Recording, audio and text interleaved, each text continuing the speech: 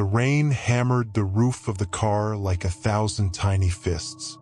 Ian leaned forward, squinting at the winding forest road.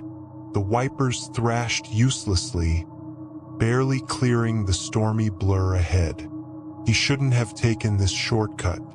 That's what the old gas station guy had said, half smiling. Not many folks go that way at night, son. Best stick to the highway.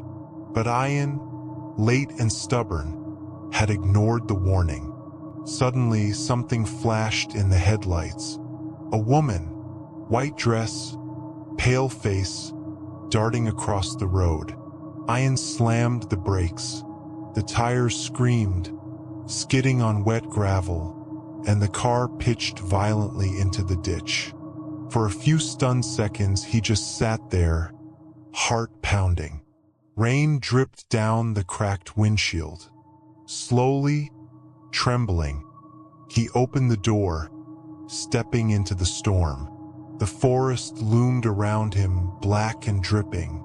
No sign of the woman, just trees, their branches swaying like skeletal arms. Somewhere in the distance, thunder rumbled. And was that a faint whispering? A flash of lightning lit up the woods.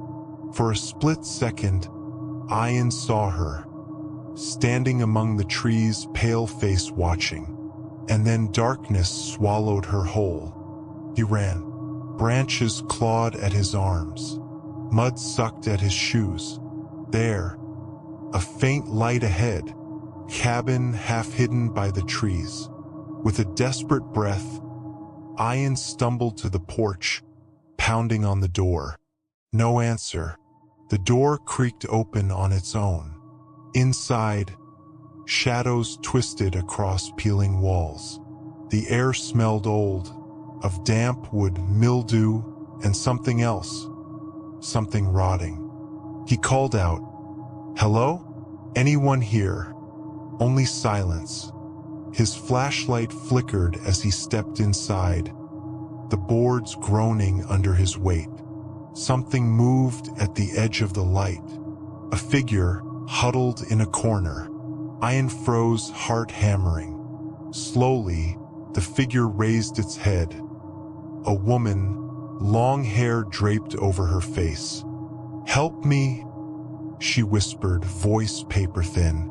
But as Ian took a step closer, her head snapped up, revealing a face hollowed by shadows, black eyes that devoured the light. She let out a wail that shook the walls. He stumbled back, crashing into a table. The lantern toppled, spilling light across old, yellowed newspapers. Headlines screamed, "Mother and child vanish in woods. Cabin of sorrows claims another." A sudden thump upstairs. Ian's breath hitched. Slowly, he crept up the rotting staircase, each step creaking underfoot. The door at the end of the hall was ajar, a faint sobbing leaking through. Inside, a little girl sat on the floor, hugging a cracked porcelain doll. She looked up at Ian with tear-streaked cheeks. "She's angry," the girl whispered. "She won't let us leave." Suddenly, the room went icy cold. Ian's breath misted in the air.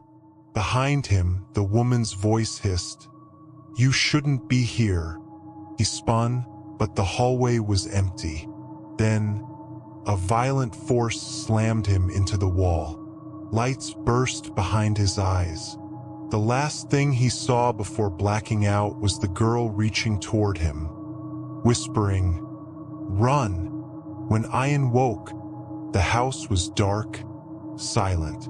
His head throbbed. Gritting his teeth, he stumbled downstairs, but the front door was gone. Only a solid wall remained, as if it had never existed. The girl appeared again, pale and trembling. "There's another way," she whispered. "Follow me." She led him through a hidden door, down crumbling steps into a cold, stone basement. The basement was lined with old toys, small shoes, faded drawings on the walls. Ian's stomach twisted. How many had come here before him? How many had never left? They found a tunnel, narrow and damp, cutting under the house. As they crawled, the woman's shrieks echoed behind them, rattling the earth. She was coming. Bursting out into the forest, Ian grabbed the girl's hand. Branches whipped past as they ran. The woman's scream following, closer, closer. Almost there, the girl cried, pointing ahead. They reached the old grave. Ian dropped to his knees, scraping dirt aside. The girl's name was carved faintly on the stone, Lily. Tears blurred his vision. He understood now she was trapped. The woman wouldn't let her rest. The woman emerged, her face twisted in rage, black eyes burning.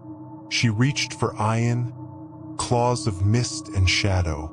But Lily stepped between them, lifting her small hand. "Mommy," she whispered, "it's time." The woman's face crumbled, sorrow flooding her expression. With a final, echoing wail, her form dissolved into mist, curling away into the night.